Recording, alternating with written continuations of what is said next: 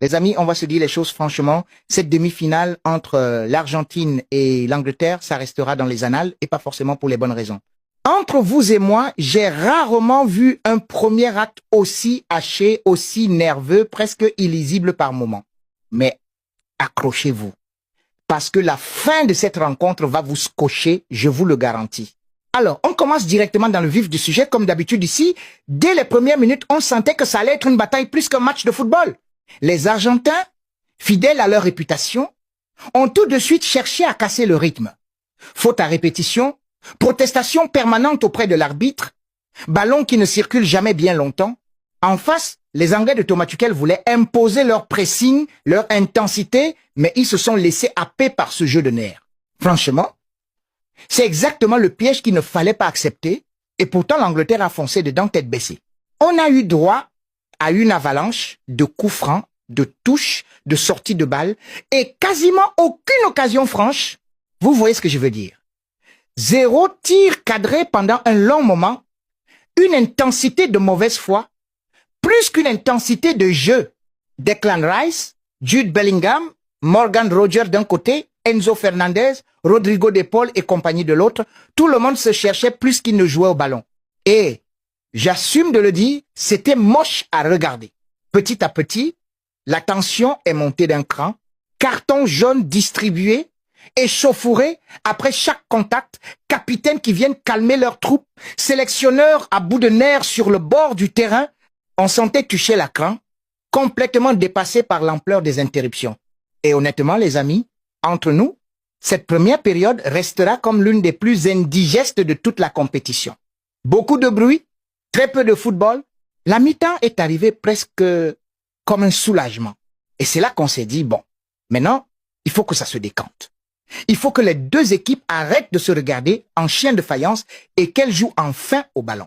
Et là, coup de tonnerre, les amis. Dès le retour des vestiaires, l'Angleterre a montré un tout autre visage. Plus fluide, plus tranchant, avec Harry Kane qui commence à décrocher intelligemment et à faire respirer son équipe. Et sur une action bien construite, Morgan Rogers déborde côté droit, centre parfaitement dosé, et c'est Anthony Gordon qui surgit au second poteau pour ouvrir le score. L'Angleterre mène 1-0. Et honnêtement, à ce moment-là, tout le monde se dit que le pire est passé pour les Three Lions.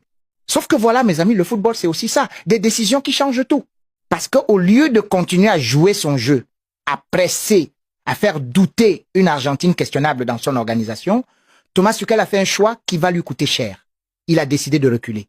De sortir un joueur offensif pour renforcer son bloc défensif, de jouer bas, de laisser le ballon aux Argentins. Et je vous le dis cash, les amis, c'est probablement l'une des pires décisions tactiques qu'on ait vues dans ce tournoi. Parce qu'il faut savoir un truc essentiel sur cette Argentine, c'est justement contre les blocs bas qu'elle est la plus dangereuse tout au long de la compétition. Dès qu'on leur laisse le ballon, dès qu'on leur laisse de l'espace pour combiner à petites touches, ils deviennent injouables. Et là, forcément, ça n'a pas manqué. L'Argentine a commencé à faire tourner le ballon, à multiplier les circuits courts, avec Léo Messi en chef d'orchestre absolu, malgré ses 39 ans, toujours capable de faire la différence entre plusieurs joueurs adverses. Et l'égalisation est arrivée sur un corner. Messi qui dévie intelligemment, le ballon qui traîne dans la surface, et Enzo Fernandez qui reprend sèchement pour égaliser. 1-1, et là, franchement, on sentait le vent tourner. On sentait l'Angleterre fébrile en train de subir alors qu'elle menait quelques minutes plus tôt. Et l'Argentine, elle, en a rajouté une couche. Parce qu'ils sentent le sang, parce qu'ils savent que psychologiquement, l'Angleterre est en train de craquer.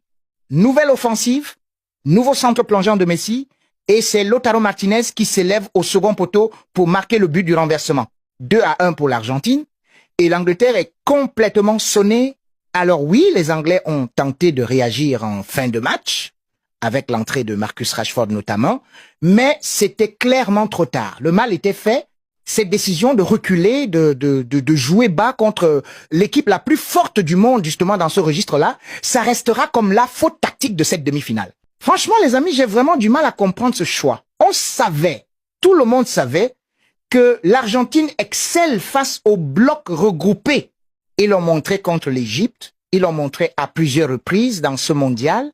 Et là, en pleine demi-finale, Sur une décision purement défensive, Tuchel a offert sur un plateau exactement le scénario que Scaloni et ses joueurs adorent. C'est pas de la malchance, c'est une erreur de lecture pure et simple. Et voilà comment l'Argentine, encore une fois portée par un Messi des grands soirs, valide son billet pour une nouvelle finale de Coupe du Monde. Une deuxième de suite, excusez du peu. Et en face, ce sera l'Espagne, qui elle aussi a validé son ticket. Autant vous dire que cette finale s'annonce absolument monumentale. Espagne contre Argentine, la nouvelle génération contre l'ancienne garde, un vrai choc entre deux philosophies de jeu. D'ailleurs, entre vous et moi, cette finale a un parfum particulier parce qu'elle aurait dû se jouer il y a quelques mois dans un autre cadre avant d'être annulée. Cette fois, ce sera la vraie, la grande, celle qui compte, avec le trophée à la clé. Et pour ceux qui se demandent pour la petite finale, eh bien, ce sera l'Angleterre face à la France. Deux nations qui vont devoir se relever psychologiquement après des éliminations douloureuses, chacune à sa manière. Un match qui, on le sait tous, aura une saveur particulière, même si l'enjeu sportif reste secondaire face à une place de troisième. Avant de vous laisser, un petit mot sur l'arbitrage de cette rencontre, parce que je sais que ça fait beaucoup parler dans les commentaires. Honnêtement, rien de scandaleux à mes yeux. Oui, il y a eu énormément d'interruptions. Oui, certaines décisions auraient pu être plus fermes, avec davantage de cartons distribués vu le nombre de fautes. Mais rien qui explique la physionomie du match. La vraie explication, elle est tactique. Et uniquement tactique. Alors voilà les amis, ce qu'il faut retenir de cette folle demi-finale. Une première période à oublier. Une Angleterre qui prend l'avantage grâce à un beau mouvement collectif, puis un choix défensif qui va totalement se retourner contre elle face à une Argentine portée par un Messi toujours aussi déterminant et un Enzo Fernandez des grands soirs. Résultat, la razzia argentine continue direction nouvelle finale de Coupe du Monde face à l'Espagne, pendant que la France et l'Angleterre se retrouveront pour la petite finale. Si cette analyse vous a plu, n'oubliez pas le petit pouce bleu, ça aide vraiment au référencement de la chaîne, vous le savez. Dites-moi en commentaire ce que vous avez pensé de ce match et surtout de cette décision tactique de Tuchel. J'ai hâte de lire vos réactions, je réponds toujours à un maximum d'entre vous. Et si vous découvrez la chaîne pour la première fois, ici on décrypte l'actualité du football avec passion et sans langue de bois, alors n'hésitez pas à vous abonner pour ne rien manquer des prochaines analyses, notamment celle de cette finale de rêve qui arrive très bientôt. Et puis, franchement, quand j'y repense à froid, cette Coupe du Monde restera quand même comme un tournoi incroyable jamais vu niveau scénario. Entre les remontadas, les décisions arbitrales contestées, les surprises et les cadors qui tombent, on n'aura clairement pas eu le temps de s'ennuyer. Cette demi-finale en est encore une preuve supplémentaire.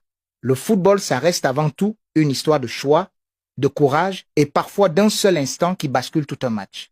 Une leçon que Thomas Tuchel va méditer longtemps, j'en suis certain,